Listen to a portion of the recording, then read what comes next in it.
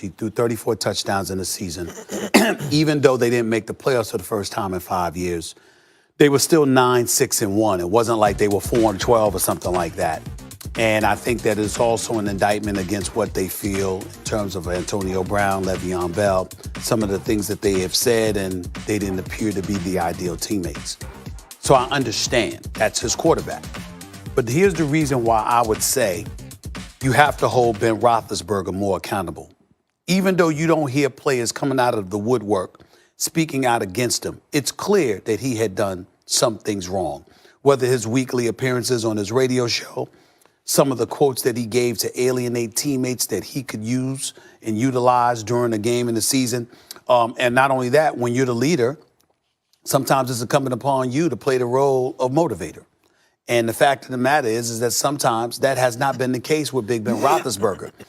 Yeah, in most instances, you can look at an individual, point to their level of production, and leave it at that.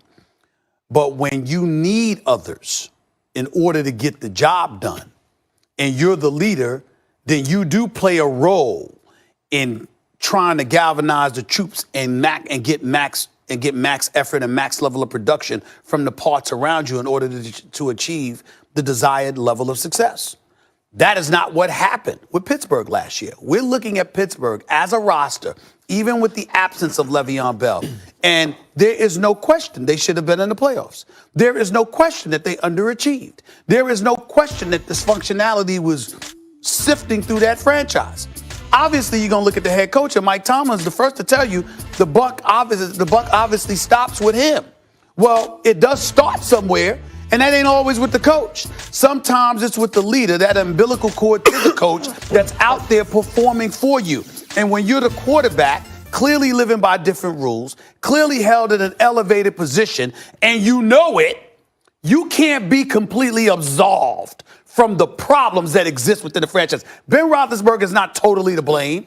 He's not the only one to blame. It's not all his fault. But it seems like Coach and Kevin Colbert have gone about the business of putting forth a strenuous effort, dare I say, to sort of quell any noise about Ben Roethlisberger being a problem. He could actually be both, Max, that you would say. He could be great for the team, a quarterback you're honored to have throwing the football for you, but also could have been a contributor to some of the problems that existed. And I'm saying you can't ignore that. Mike Tomlin's not giving Ben Roethlisberger a pass. Mike Tomlin is being the head coach the way he knows how to be a head coach. He's closing ranks. He will not discuss players on other teams. It's not his business. Why should he be concerned with them? Unless they're about to play them, and he's got to prepare for them. If they have to play against Antonio Brown, he'll prepare for Antonio Brown. Meantime, he's focused on his team, and he's rolling with his quarterback. That's what happens in these times. You close ranks and believe in the guys you have there and believe that you can put them in the best position to get the most out of their ability, that the team functions optimally, and you can win the whole thing. Or at least that's getting ahead, I'm sure, for Tomlin. Win the next game. So, of course, Tomlin says he believes in a quarterback with whom, by the way, he has won a Super Bowl, right? Of course he believes in that guy. He's seen it before. And furthermore, that's his quarterback. Yeah, so the argument isn't whether or not Ben Roethlisberger has been perfect. I don't think anybody at this table would contend that Ben Roethlisberger has been the ideal leader. But the question is, what do you want Tomlin to do? You want him to publicly come out against his Super Bowl winning quarterback and acknowledge the criticisms of players who are now on other teams? Well, I think you and Max both have this wrong. I'm not saying, I don't give a damn what Tomlin does. What I'm saying is, based on what he said, I'm reacting to what he said.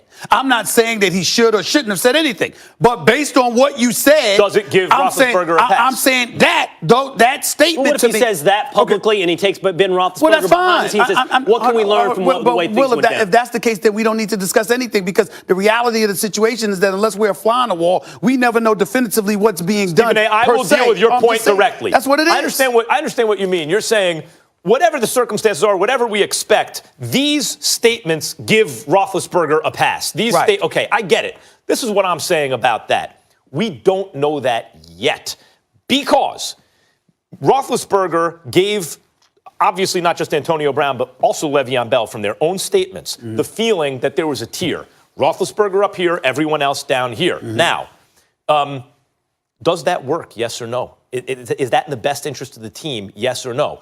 If the Steelers go on to have great success this year without those two guys, then I don't think Tomlin gave Roethlisberger a pass here. Okay, that's fair. If they don't, all right, then maybe. But that's fair. If Ben Roethlisberger is the same guy, but they succeed. Right. But if he changes, if he modifies his behavior, and I'm not sure how much we'll know about that, we leave that to our reporters that literally cover them as a beat. But the point is, if Ben Roethlisberger listened to the noise and heard the skepticism or the criticism that came in his direction, and all of a sudden we're talking on this show, on your show, on Countdown and Beyond about how there's been a change that has taken place with Big Ben Roethlisberger, then excuse me, that would be treated to that argument that they were making against him. I want to address that too.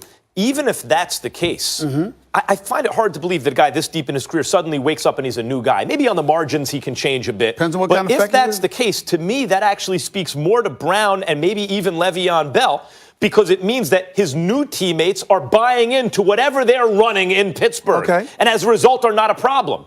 I find that's much more likely than suddenly Roethlisberger wakes up and goes, oh boy, I better change my strengths now. So doesn't that tell you then it's not, success isn't going to be the judgment of this as you laid out. What if the Steelers miss the playoffs again, go 9-7, but at the end of the year, Roethlisberger, having not changed, still has the love of guys like Juju Smith-Schuster or Marquise Pouncey? Then I would say this. Is it not then that he still hasn't received a pass?